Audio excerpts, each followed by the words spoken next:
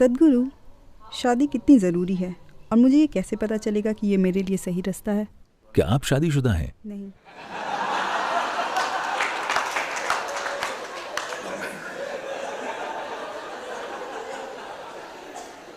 नहीं, क्योंकि ज्यादातर लोग ये सवाल बाद में पूछते हैं।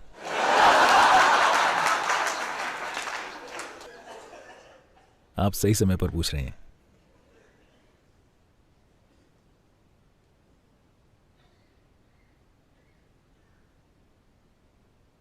देखिए, पहले यह समझते हैं कि लोग शादी क्यों करते हैं।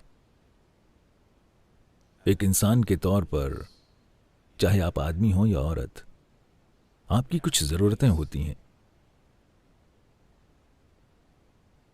जब आप 8 साल के थे, आपका नाम क्या है? अनुष्का। अनुषा?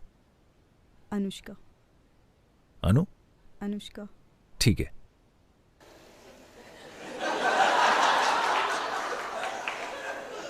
अगर आप शादी करेंगी तो हम आपका नाम आधा काट देंगे, हम आपको अनु बना देंगे। क्योंकि शादी करने के लिए आपको संस्कृत विद्वान कहां मिलेगा।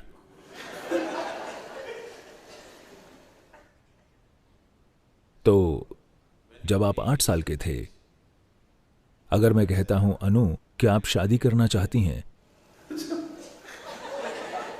वो बकवास लगती है ना? मेरा मतलब है, तब उस सवाल का कोई मतलब नहीं था। हाँ, उस सवाल के कोई मायने नहीं थे। अगर मैं आपसे तब पूछता जब आप 6 के थे, तो उसका कोई मतलब नहीं होता। जब आप 8 के थे, तो ये इस पर निर्भर करता है कि आपका परिवार किस तरह का है। ये या तो एक मजाक होता, या आप इसका विरोध करते, या इसे वाकई समझे बिना आप हाँ कह देते। अगर मैं ये सवाल आपसे 14 साल की उम्र में पूछता, तो आप थोड़ा शर्माते, क्योंकि आप सोचने लगे थे।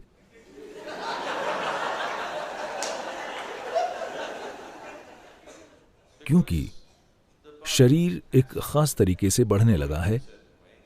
Hormones have started infecting the intelligence. Hormones ने बुद्धि पर कब्जा करना शुरू कर दिया है और अब आप सोच रहे हैं। अगर मैं आपसे 18 साल की उम्र में पूछता हूं, तो आपकी परवरिश के माहौल के आधार पर आपका जवाब स्पष्ट रूप से हाँ या नहीं होगा। अभी नहीं या बिल्कुल नहीं, ये इस पर निर्भर करेगा कि आपके साथ 14 से 18 के बीच क्या हुआ है। हाँ, तो अब ये अच्छा है कि उन सभी पड़ावों से गुजरने के बाद अब आप खुद सवाल कर रहे हैं, न कि मैं आपसे पूछ रहा हूं या आपके माता पिता आपसे पूछ रहे हैं। आप खुद ये सवाल पूछ रही हैं, क्या मुझे शादी करने की जरूरत है? तो जरूरतें होती हैं। जब आप एक इंसान के रूप में होते हैं, तो शारीरिक जरूरतें होती हैं, भावनात्मक जरूरतें होती हैं, मानसिक जरूरतें होती हैं, सामाजिक जरूरतें होती हैं, आर्थिक जरूरतें होती हैं। ये सारी चीजें होती हैं। लोग शायद इन चीजों के बारे में जागरूकता से नहीं सोचना चाहेंगे, क्योंकि उन्हें लगता है कि अगर वो इन चीजों के बारे में सोचेंगे तो उनकी शादी बदसूरत हो जाएगी। पर वैसे भी ये चीजें तो हैं ही। अगर ये अरेंज्ड मैरिज है, तो कोई दूसरा इस बारे में सोच रहा है। अगर आप इसे खुद अरेंज कर रहे हैं, तो आप निश्चित ही इस बारे में सोच रहे हैं। हाँ या नहीं? ये सब सोच विचार होते हैं। तो आजकल महिलाओं के लिए मैं ये कह रहा हूं कि दुनिया कुछ हद तक बदल गई है। अब सामाजिक और आर्थिक कारणों के लिए जरूरी नहीं है कि उसे शादी करनी ही पड़े, जब तक कि आप बस शरीर के साथ ही नहीं आई हों। आप नहीं समझी। अगर आप सिर्फ शरीर हैं और आप में दिमाग नहीं है, तो अलग बात है। वरना एक औरत को अब सामाजिक या आर्थिक कारणों से शादी करने की जरूरत नहीं है। उसके पास चुनाव है। वो अपनी खुद की आर्थिक और सामाजिक स्थितियों का ख्याल रख सकती है। 100 साल पहले ऐसा नहीं था। आप में शादी के लिए चाहे शारीरिक, भावनात्मक या मानसिक जरूरतें न भी हों, फिर भी बस सामाजिक और आर्थिक कारणों के लिए आपको शादी करनी होती थी। हाँ, पर अब ऐसा नहीं है। ये थोड़ी बहुत आजादी है। अब आपके शादी करने के कम से कम 2 कारण खत्म हो गए हैं। अब आपको बाकी 3 पर विचार करना है। बस, क्या आपको मानसिक तौर पर एक जीवन साथी की जरूरत है? क्या आपको जीवन साथी की भावनात्मक जरूरत है? आपकी शारीरिक जरूरतें वे कितनी प्रबल हैं? आपको इसे अपने हिसाब से देखना होगा। यह कोई सामाजिक नुस्खा नहीं है कि हर कोई शादी करे या हर कोई शादी न करे। यह कारगर नहीं होगा। एक व्यक्ति के रूप में आपकी जरूरतें कितनी तीव्र हैं। अगर ये एक हल्की जरूरत है जिससे आप आसानी से पार जा सकते हैं, अगर ये एक छोटे दौर की जरूरत है, तो शादी मत कीजिए। मैं आपको बता रहा हूं, क्योंकि बंध जाने का कोई फायदा नहीं है। क्योंकि बंधने के साथ ये सिर्फ 2 लोग ही नहीं रहेंगे, ये 4 या कभी कभी 6 हो जाते हैं।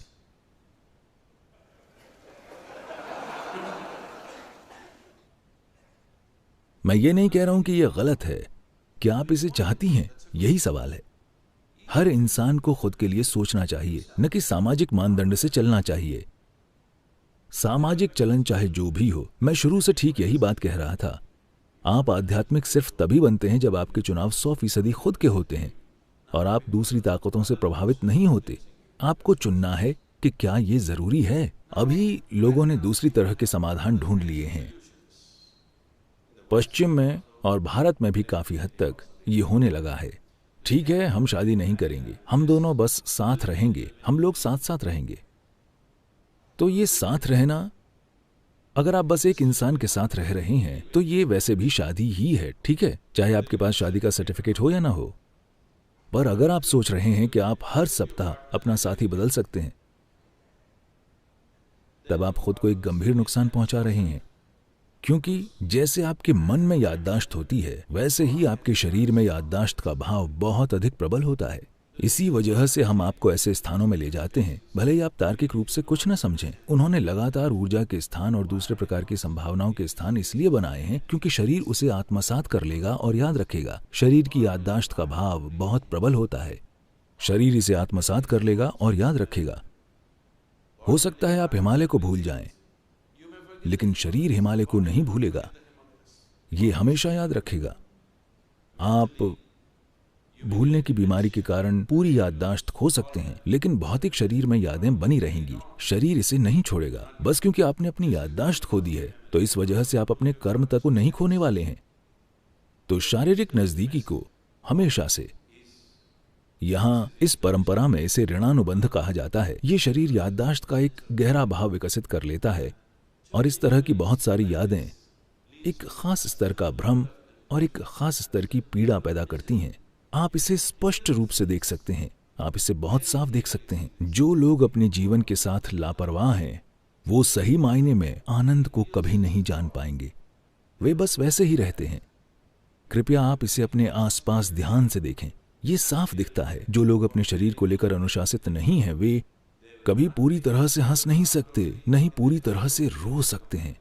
वे ऐसे बन जाते हैं क्योंकि एक ही जीवन काल में भौतिक शरीर में भ्रमित होने वाली यादें कई ऐसे प्रभाव डालेंगी।